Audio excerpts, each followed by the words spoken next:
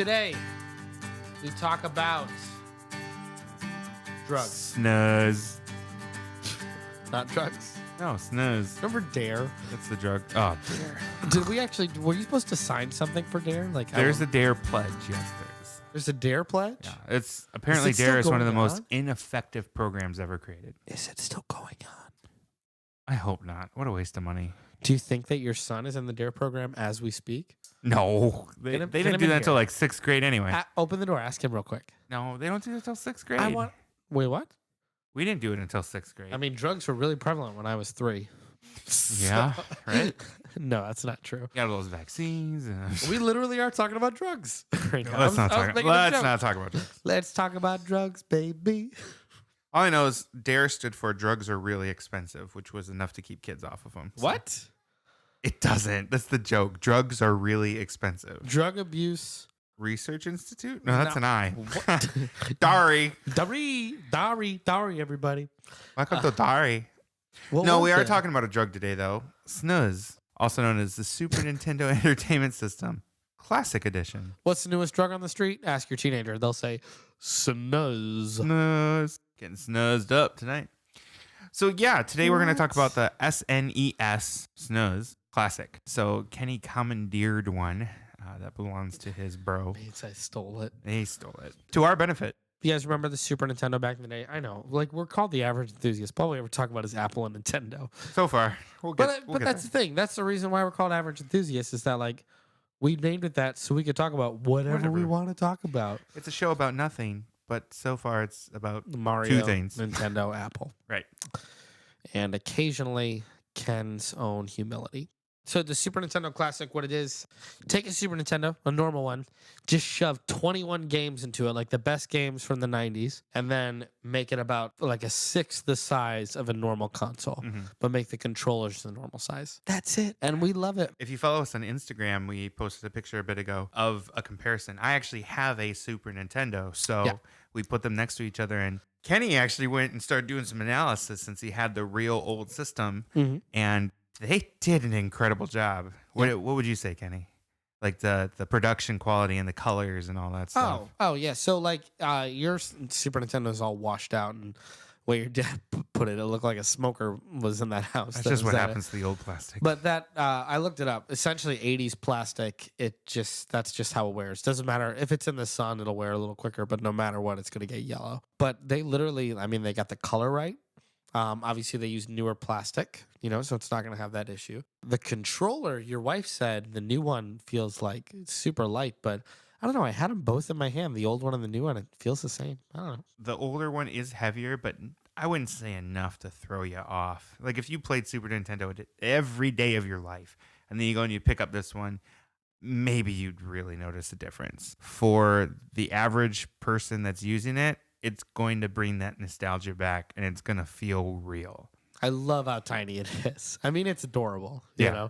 I wish that, the one gripe that everybody has about the NES Classic and the Super Nintendo Classic, no wireless controllers. And they did that to keep the cost down. The console's only $80. Super rare right now. So if you're going to buy one, if you wanted one today, more than likely you're probably going on eBay and you're spending about $150. Yeah, I was going to say, when you say $80, you mean the suggested manufacturer's price. You can still find them for not $80. what you're going to pay. But they're going to be incredibly back ordered, things like that. To keep the cost down, I understand why they didn't do wireless controllers, but I think most people would have gladly spent, $20, $30 more on a console to have the wireless controllers. I know I would have. I wouldn't doubt if Nintendo doesn't do something like that, there's got to be a third-party option out there. But at the same point in time, you can go on eBay right now and look up RetroPie, and it's a console. It's essentially, the Raspberry Pi computer chips. Yep. And it's essentially you can get a console that has tons of, not just Super Nintendo, but a ton of other ones, and a Bluetooth controller that's designed to look like a Super Nintendo, and even the cables and everything for $200. And it's got more games. We actually, my company did that at a conference. They put together a RetroPie, and they had all the games there. That was our booth at the conference. It was really cool. You and your nerd conference. I know we're a bunch of nerds. So I love the idea that they're bringing these classic systems back. I mean, so far it's only Nintendo that's really done it. You gonna buy one? Um, Not just the one that I stole from my brother? once they, so like I said, I actually have a Super Nintendo, but the benefit is with the SNES Classic is that it comes with those 20 some games in it. And you But got little kids. and I have little kids, which honestly, the Super Nintendo, I would say, like, out of all the systems available to you today, I'd say that's probably the best one if you wanted to start teaching kids games. Hmm. For a couple reasons. Mainly, one, the games are just really well designed. Two, the controls are really, really simple. And three, the games that are there still have great replay value. If you look at a lot of the modern like mobile games, so I'm thinking like some of the iOS games and stuff, that Uh-huh. 8-bit style is coming back. Oh, we Like, talked about that. I'm yeah. a super big fan of it. So like these like new SNES Classic and the NES Classic and stuff, like to us look retro, but to kids it looks like the modern style because Yeah. it's coming back again. Like they don't actually. I've noticed that too with my brother's kids that they don't see these games as old games. Like kids from even like 5, 8 years ago, if they were to play it, they would be like, "Oh, it's like one of those really old games." Right. Kids today see it like we were playing Mario, Mhm. and my brother's son Alan, he was looking at it and he was just like, "Is this the new Mario game?" Like he was so excited to New, see right? Super Mario World. But to him, it was just like it was a cool version of Mario that was all blocky, and Right. which is a cool art style. It's still a cool art style. I would probably guess that if we were to put an N64 into my son or your nephew's hands and whatnot, Oh, in their hands. in I just wonder where if we put a 964 in my son, and I'm like, what are you talking about? No, in their hands to use Nobody and else play. is listening probably thought that, but Yeah. I'm the weird one that does. I bet they would play that and go, "Wow, this feels old." And I feel like that's because the N64 was a period in time where 3D was becoming new, and with that, like it feels like it's not up to par. Where when you look at the Super Nintendo, it hits its style really well. It's not like they're aiming for something more or it's the first of anything. It is 8-bit gaming. It's done really well. It's Yeah. graphically pleasing. Where the N64 is like, yeah, things are vivid and nice colors, but I think they could still see it as an appealing graphical art style because of games like Minecraft and things like that. There are still games that actually do use that N64 style of graphics. They're not as pleasing to the eye. Like for example, with Minecraft, they did a lot of polygon. It was like 3D pixelated stuff, which is essentially what the N64 did. But they do cool lighting effects. Right. They do like neat things with like water and water mechanics, stuff like that. That just kind of take that N64 style above. You can make the same argument for pixelated games. I don't know what it's called, but to say that if a modern game that's in pixels, if it's snapped to a grid of blocks, Mhm. that's more than likely not how the actual game is made. Right. The little guy in those pixelated games, it's like a free moving group of blocks. Right. Yeah, It's not exactly. snapped to a grid like a Super Nintendo would be or something like that. Right. So, I mean, you could say the same thing for modern pixelated games, but I really, if it's done really well, I love that pixelated art style. On the Game Boy, there's a thing called the Game Boy camera that you could get as an attachment. Have you heard of that? I had one. Yeah. And you take pictures and it's like shows on the Game Boy, the first Game Boy, and it was all pixelated and everything. Yep. Was it Willie Nelson? No. No. It was either Neil Diamond or somebody. They actually, for their album art for a Grammy winning album, the album art is a picture of the artist from one of those Game Boy cameras. That's And really it's all cool. like pixelated, like brown and white pixels.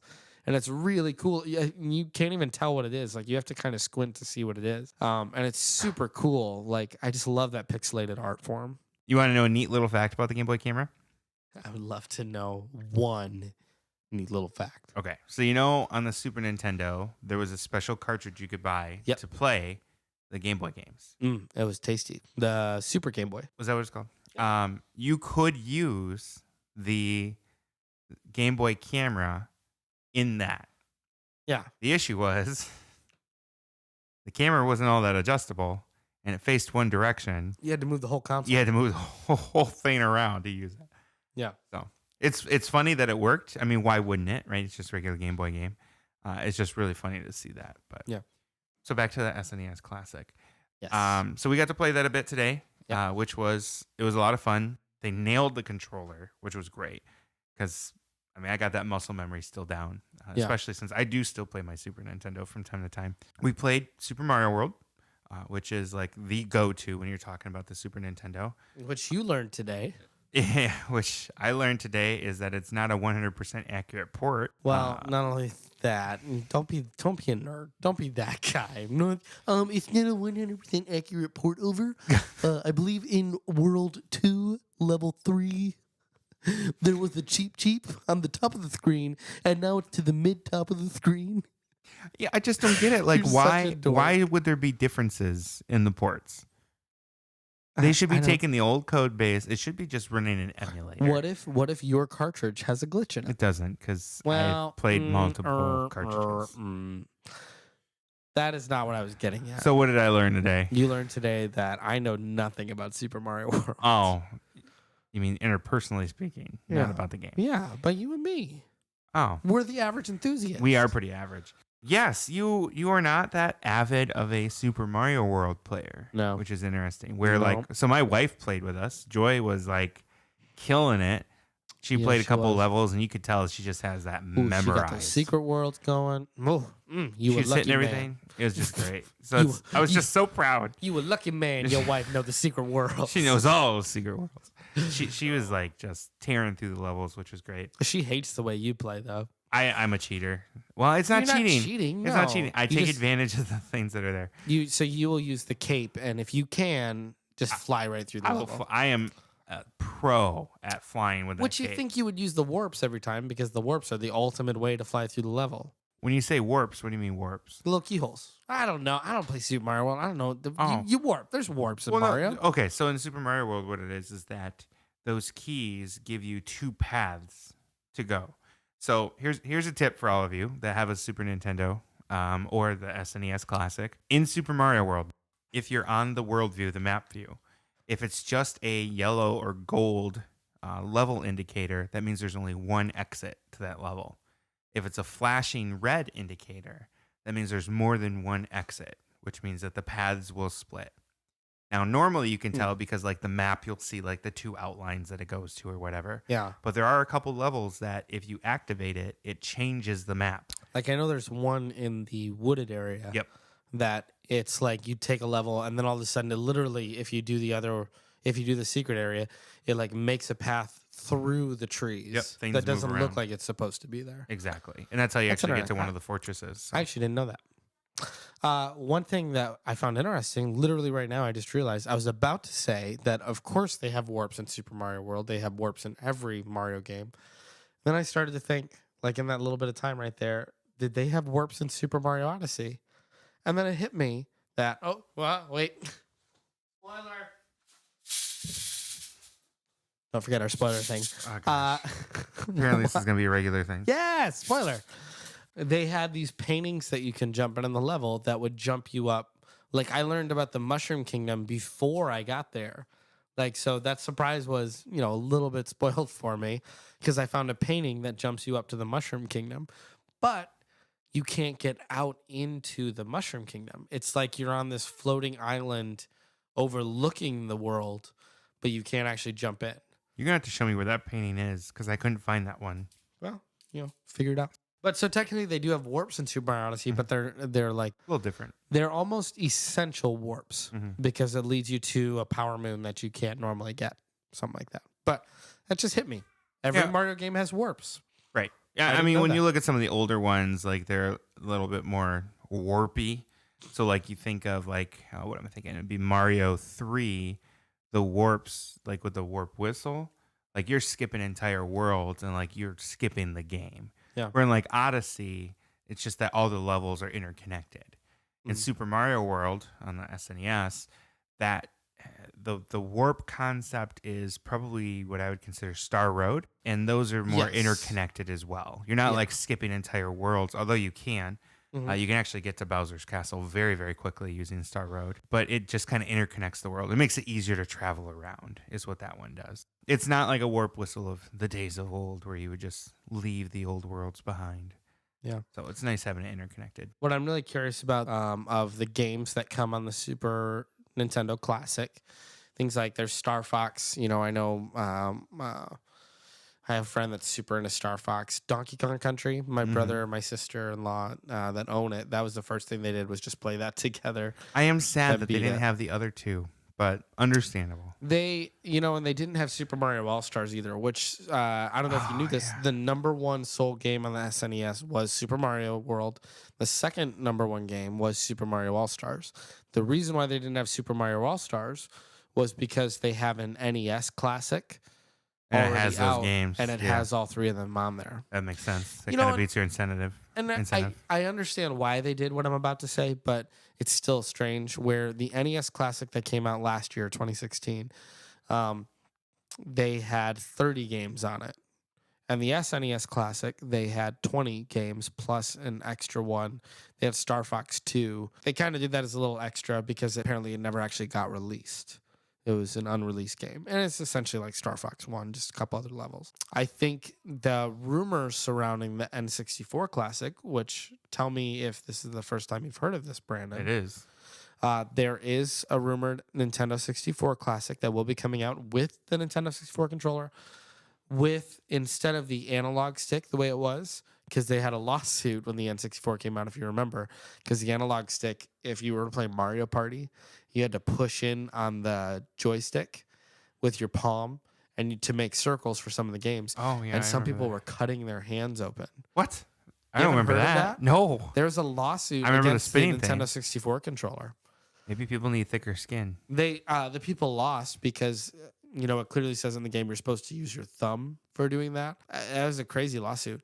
They're going to enhance the analog stick is essentially what I'm saying. They're going to make it more modern, but the rest of the controller is going to be classic with the rumble feature installed and memory stick. That's rumored to have 15 games on it. They're not going to make me put in the memory expansion pack in this one? No, they won't make you put in the. Okay. You needed that you for put in the rumble pack or the Hey You Pikachu microphone. Oh, you know what? I have Hey You Pikachu. I bet you do. I do. I do not want to play it. I also have Pokemon Stadium. I don't want to play Hey You Pikachu. You know what? The N64, a lot of the games required extra things, which was kind of cool because the games came with them. So it's not like you had to buy a bunch of extra things. But Super Nintendo and NES did the exact same thing. It wasn't as Super much Scope though. and things like that. But Nintendo didn't really put out. It was like one or two games that would use those. They didn't put out a lot of extra stuff. I mean, like the first thing that comes to mind when we think of the original Nintendo is the blaster gun. That came with the console. It did. So with the Super Nintendo, which is pretty cool now that I think about it, that they did that. They don't do that nowadays. They normally don't do that with the console. They don't do it nowadays. Separate. Yeah. But the Super Nintendo, what did they have for the Super Nintendo? Super Scope. It was like the blaster. Yeah, but it was like a bazooka. Yeah, like it was you a actually big laid thing. on the site. I thought it was cool. I don't know. They had other things too. My favorite official accessory was the arcade controller. It was like an old school arcade tabletop with with a big buttons. joystick and giant buttons. I never had that. My for cousins Street had Fighter. It. You could use it with all the games because it was just a regular controller, just a I different think layout. I remember playing that maybe once or twice. Yeah. My I cousins remember being had hard to do. I like just the D-pad, like the normal D-pad. It was good for like the fighting games, like Mortal Kombat was great. I don't remember if it was a 1 or 2 player thing though. I'm still trying to get my brother to build an arcade cabinet with me. Yeah. To do like emulators and stuff for fighting games. That would be a lot of fun. The ones that I'm seeing online actually have like emulators for legal emulators for Super Nintendo, even like all the way up to GameCube era games. Like imagine that on like a joystick and buttons. I think that would be cool. So with the N64 Classic and the new controllers that they're doing for it, I mentioned we're looking at about 15 games for that. Maybe they say it might be like 12 or 13, like a dozen or something like that. I love what they're doing.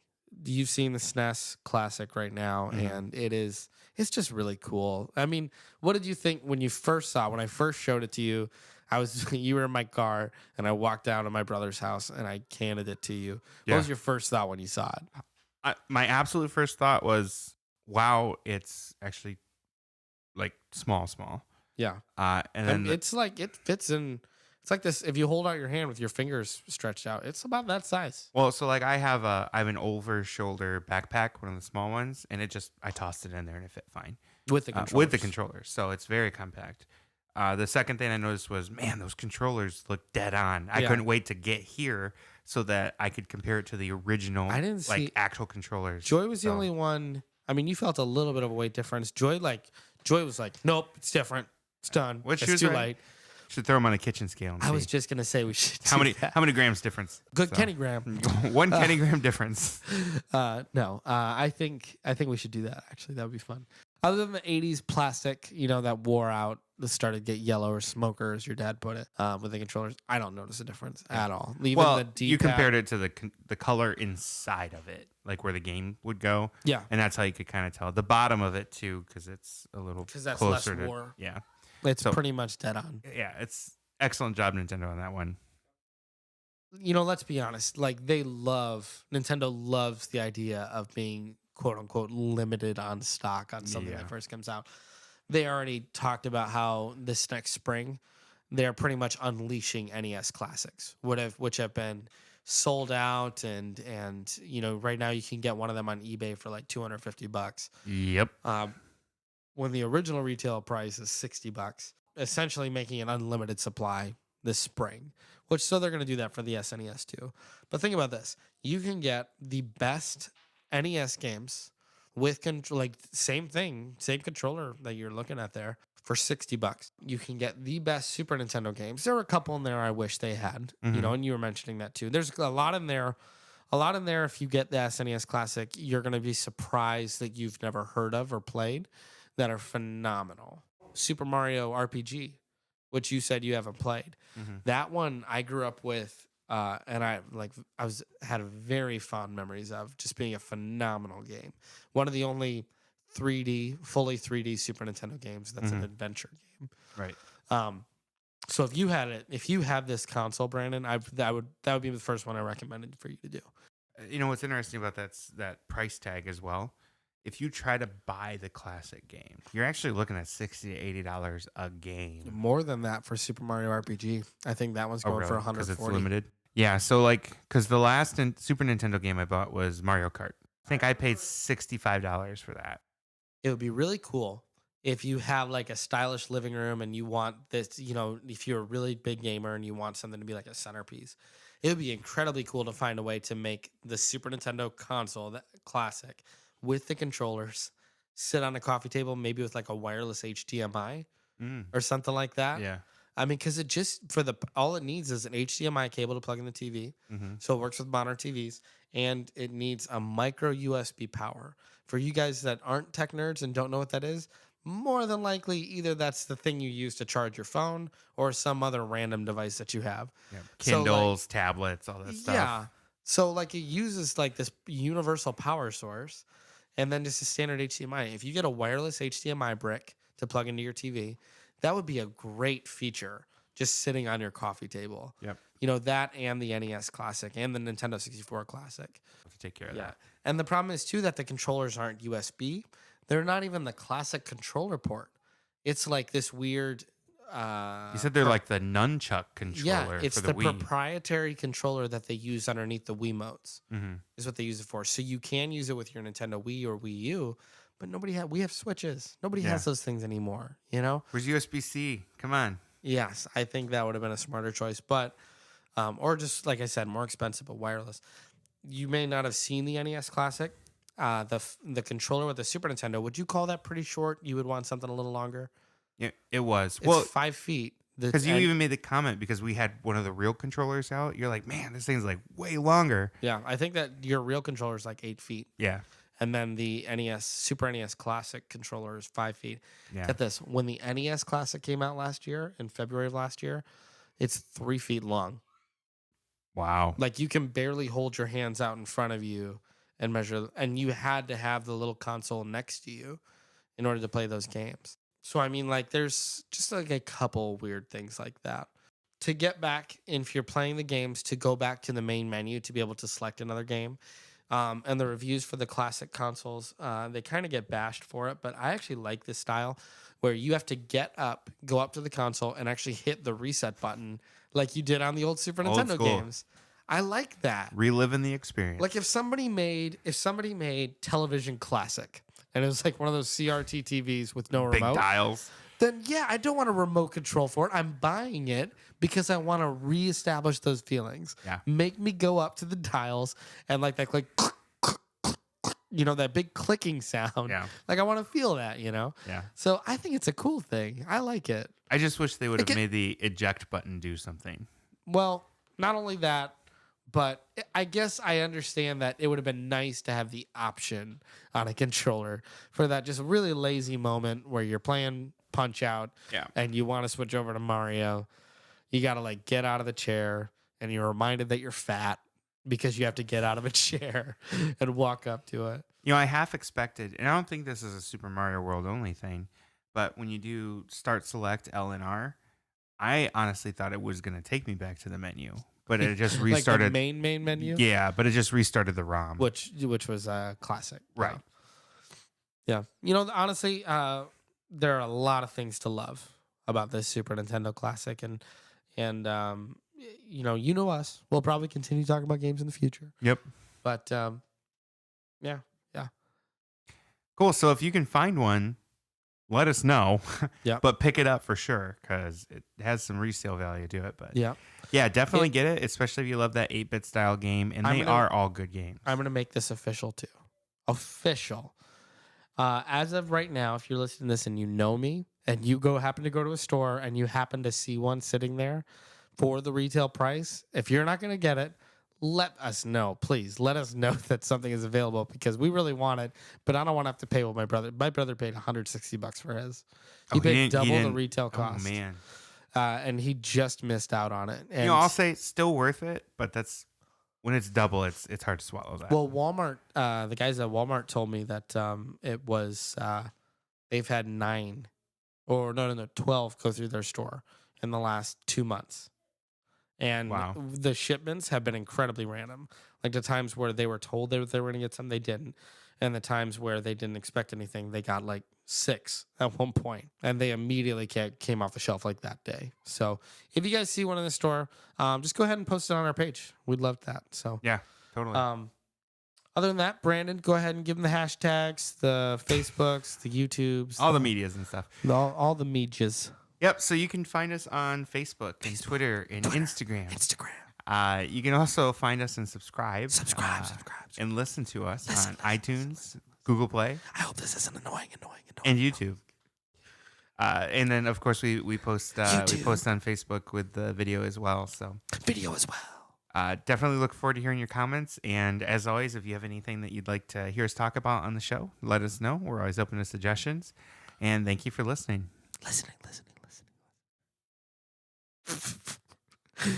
I hope that wasn't annoying.